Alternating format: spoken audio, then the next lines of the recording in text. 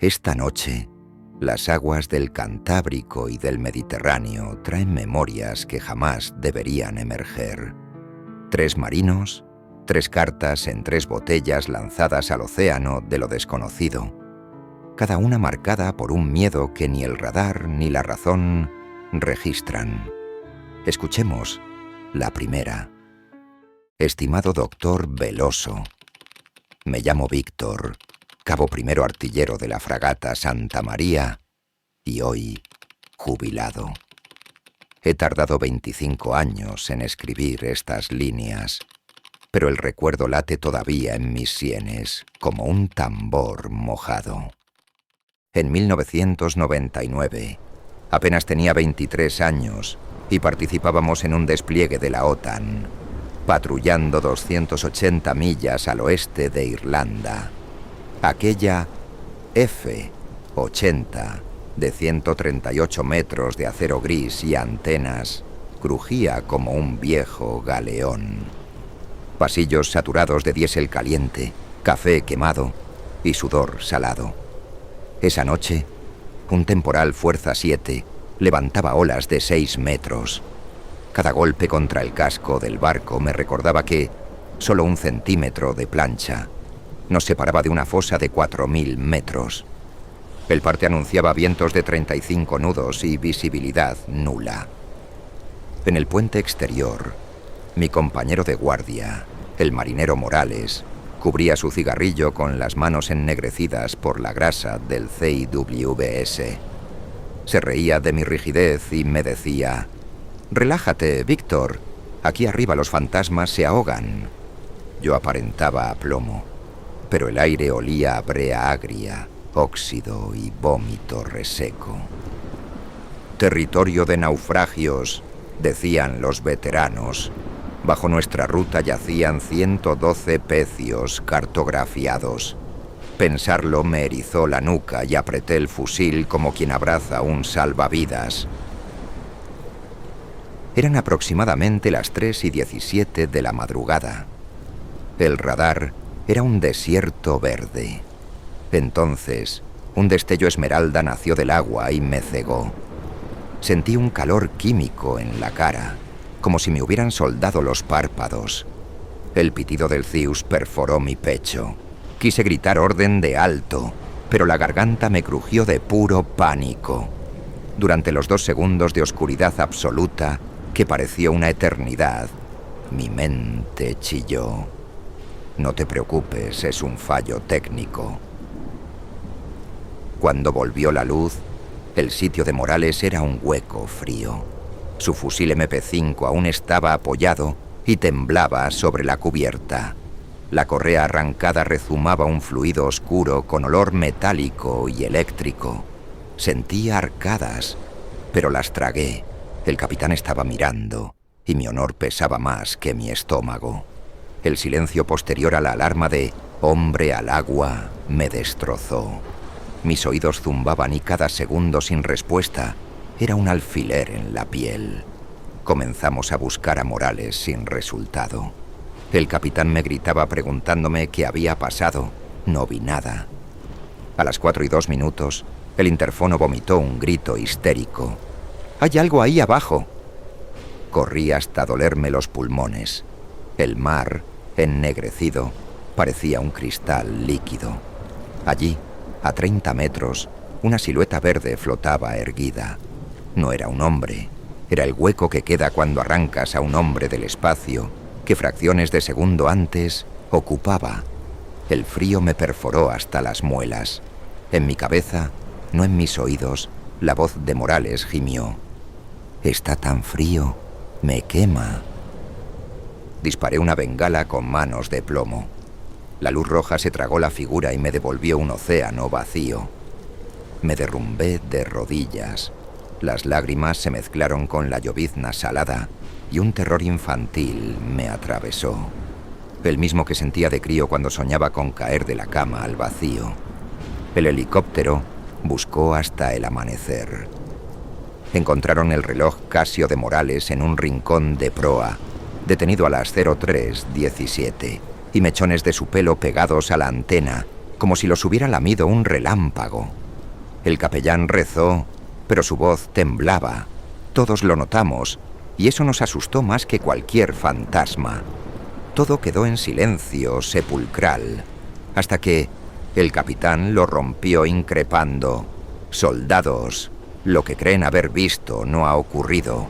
Se reportará que Morales cayó por la borda, nada más». Desde entonces, cuando veo un resplandor verde, se me hiela la sangre. A veces, en la penumbra de mis sueños, sigo oyendo a Morales, buscando el camino de vuelta. El miedo vuelve a oler a ozono y mar podrido. Sin más, quedo a su disposición, doctor, confiando en que su criterio arroje algo de luz.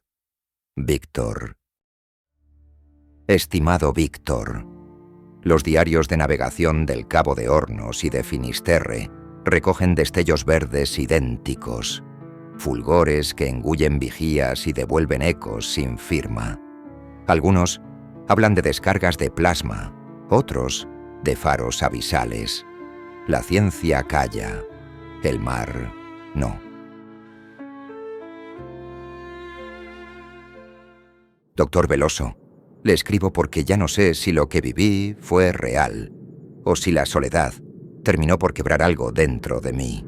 Serví como infante de marina en una misión de vigilancia de larga duración. Nuestro puesto, un peñón desolado cerca de Chafarinas. Imagínese, roca, mar y viento. Nada más. Mi rotación implicaba semanas de aislamiento casi total, comunicándome por radio y realizando guardias nocturnas en el punto más alto del islote.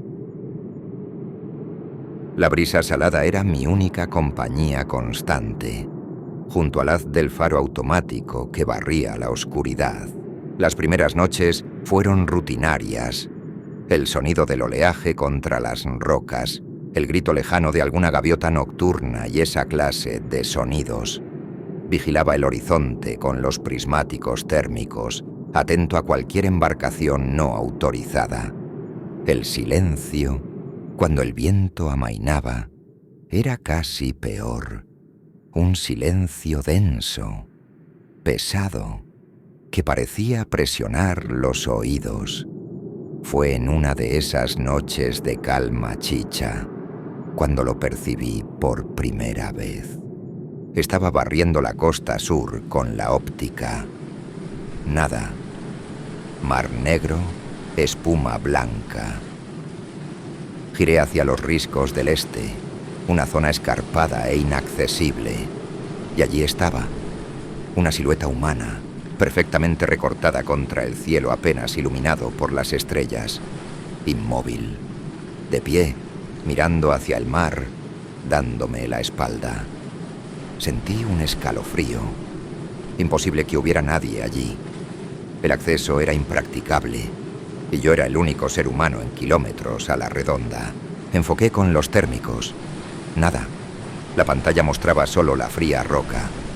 Volví a mirar a simple vista. Seguía allí. Una figura oscura, alta, delgada. No se movía, ni un ápice. Pensé en un juego de sombras, una pareidolia causada por la fatiga y la tensión. Aparté la vista, respiré hondo, conté hasta 10 y volví a mirar. La figura permanecía imperturbable, como un guardián eterno de aquel confín rocoso. Noche tras noche, la rutina se repitió. Al barrer los riscos del este, allí estaba. Siempre en el mismo punto exacto. A veces sentía su presencia incluso antes de mirar, una especie de presión en la nuca, la certeza incómoda de no estar solo. Intenté registrarlo en la bitácora, pero ¿cómo describir algo que no captaban los sensores? Posible figura humanoide inmóvil en sector este, origen desconocido, no visible en térmicos. Me tomarían por loco. Empecé a obsesionarme.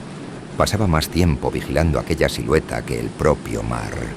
Buscaba cualquier mínimo movimiento, cualquier señal de que fuera real o de que fuera una ilusión. Pero nada. Era una estatua contra el horizonte.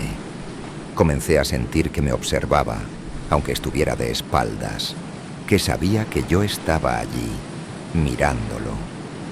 La paranoia creció como una mala hierba. El sonido del viento me parecía un susurro. Las olas un lamento.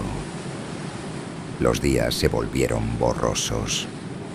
Dormía mal, sobresaltado por cualquier ruido. La sensación de ser observado era constante, incluso a plena luz del día. Cuando finalmente llegó el helicóptero del relevo, sentí un alivio inmenso, pero también una extraña inquietud por dejar atrás a mi silencioso compañero de guardia. Al informar de la situación al cabo que me relevaba, dudé. ¿Debía mencionarlo? Opté por una advertencia velada. «Vigila los riscos del este por la noche», le dije. «A veces las sombras juegan malas pasadas». Él asintió, sin darle importancia. Nunca supe si él también lo vio. Al regresar a la península, intenté racionalizarlo. Estrés postraumático diferido, agotamiento, aislamiento extremo. Explicaciones lógicas hay muchas, pero ninguna borra la imagen de esa figura inmóvil, recortada contra la noche africana. Han pasado 2 años. Ya no estoy en servicio activo. Vivo en Madrid, rodeado de gente, de ruido, de luces. Pero a veces, en noches muy despejadas, cuando miro por la ventana hacia la oscuridad del cielo urbano, siento esa misma presión en la nuca, esa certeza helada de que algo, en algún lugar, sigue vigilando. Doctor, ¿puede la soledad crear fantasmas tan persistentes? ¿O hay lugares en el mundo custodiados por entidades que escapan a nuestra comprensión? Gracias por su atención. Atentamente, J. Ramírez.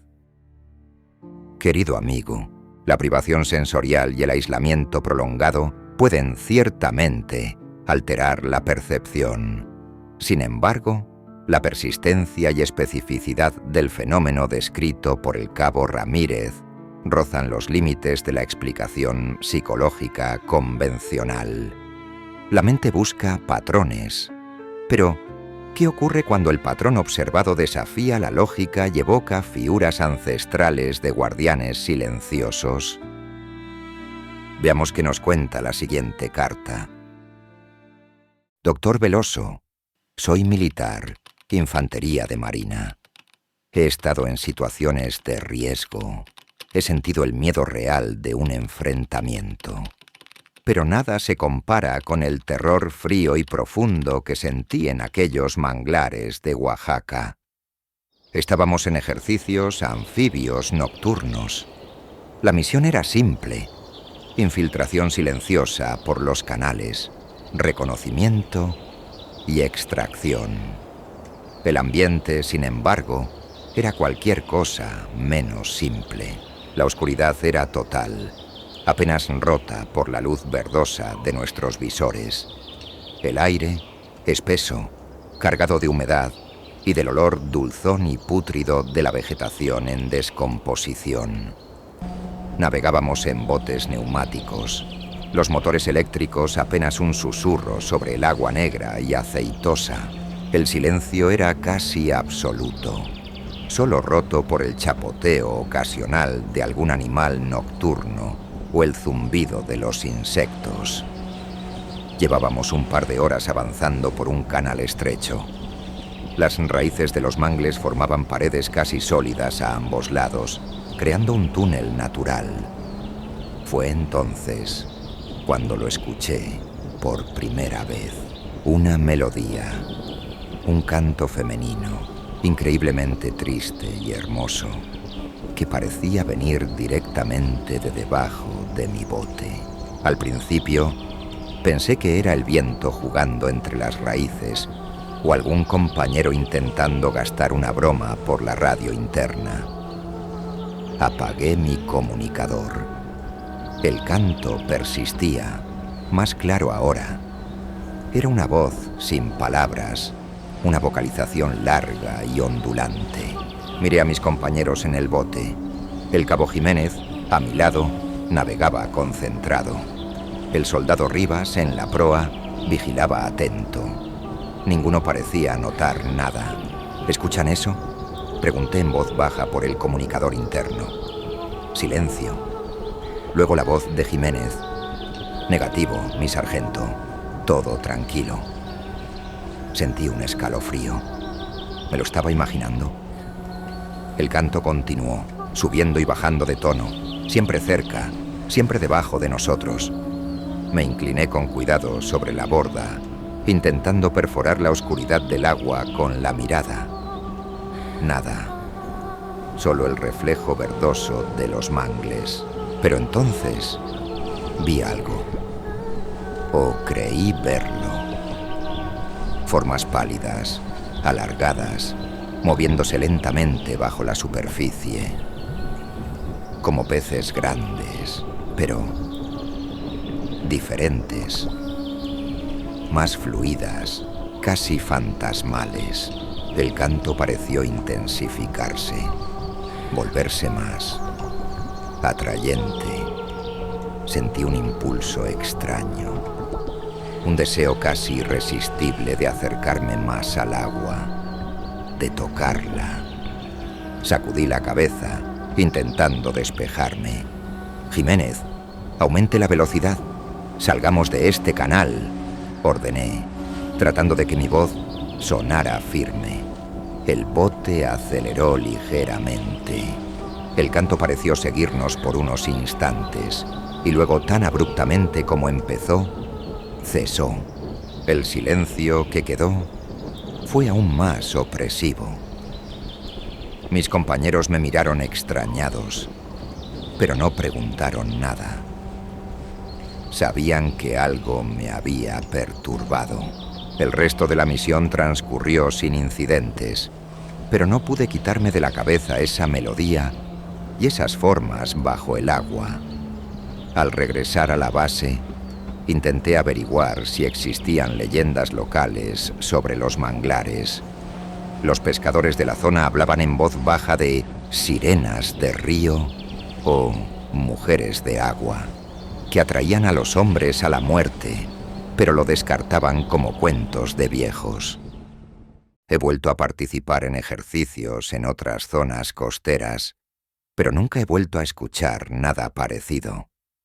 Sin embargo, doctor, hay noches en que sueño con esa agua negra y espesa, y en el sueño escucho de nuevo el canto.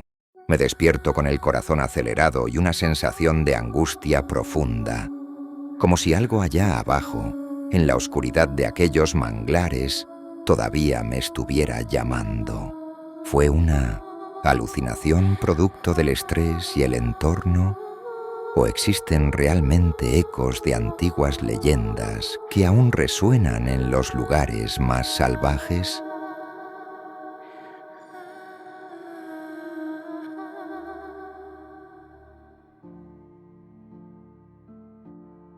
Las leyendas a menudo nacen de fenómenos naturales mal interpretados o de experiencias psicológicas proyectadas sobre el entorno. El sargento Méndez describe un posible caso de alucinación auditiva en condiciones de estrés sensorial. Sin embargo, la intensidad de la experiencia y su persistencia onírica sugieren una impronta psíquica profunda.